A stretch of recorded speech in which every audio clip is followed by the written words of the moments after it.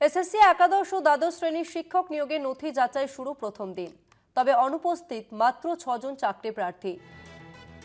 প্রথম দিন নথি যাচাইয়ের জন্য ডাকা হয়েছিল 706 জনকে।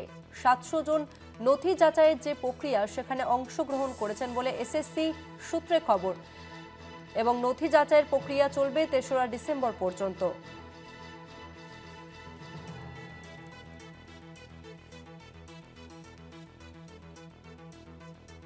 আমরা বিস্তারিত জানবো, আমাদের সঙ্গে ফোন লাইনে রয়েছেন প্রতিনিধি শুভঙ্কর মণ্ডল। শুভঙ্কর, যে 6 জন অনুপস্থিত ছিলেন তারা কি নতুন করে নথি যাচাইয়ের সুযোগ পাবেন, কি জানা যাচ্ছে, এবং ঠিক কোন কারণে এই 6 জন অনুপস্থিত কিছু জানতে পারছো?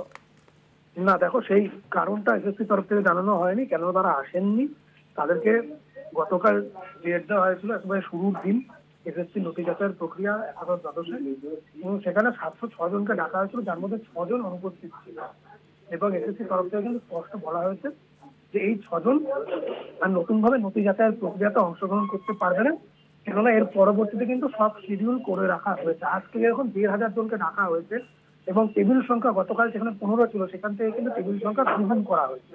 হয়তো সেইখানে দাঁড়িয়ে স্বাভাবিকভাবেই নতুন করে গতকাল যারা মিস করেছেন বা গতকাল যারা অনুপস্থিত থেকেছেন তাদেরকে কিন্তু নতুন করে ডাকার কোনো জায়গা নেই বলে এসএসসি স্পষ্ট করে দিচ্ছে। এবং আজ যে নথি যাচাইয়ের প্রক্রিয়া চলছে, এসএসসির নতুন যে ভবন রয়েছে সেই ভবনে আজ কিন্তু সন্ধ্যের পর আরো স্পষ্ট হয়ে যাবে যে এই 1,500 জন যাদেরকে ডাকা হলো তাদের মধ্যে থেকে কতজন উপস্থিত হলো এবং কতজন অনুপস্থিত। তবে উল্লেখযোগ্যভাবে তাসমিনা, তুমি যদি লক্ষ্য করো দেখবে যে চাকরির বা এই যে নিয়োগ নিয়ে যে প্রত্যেকে এতটাই সিরিয়াস, সেটা কিন্তু তাদের উপস্থিতি দেখলেই বোঝা যায়। অর্থাৎ 706 জনের মধ্যে মাত্র 6 জন কিন্তু অনুপস্থিত, মানে সিংহভাগ নয়, একেবারে নগণ্য, সেই সংখ্যাটা একেবারে ন্যূনতম।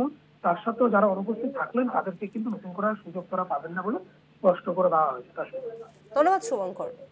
আরো একবার জানিয়ে রাখবো, এসএসসি একাদশ ও দ্বাদশ শ্রেণীর শিক্ষক নিয়োগের নথি যাচাইয়ের প্রক্রিয়ায় প্রথম দিন অনুপস্থিত মাত্র 6 জন চাকরি প্রার্থী। প্রথম দিন নথি যাচাইয়ের জন্য ডাকা হয়েছিল 706 জনকে। 700 জন নথি যাচাইয়ের প্রক্রিয়ায় অংশগ্রহণ করেছিলেন বলে এসএসসির সূত্রে খবর। তবে যে 6 জন অনুপস্থিত ছিলেন তারা আর নতুন করে নথি যাচাইয়ের প্রক্রিয়ায় সুযোগ পাবেন না বলে স্পষ্ট জানিয়েছে এসএসসি।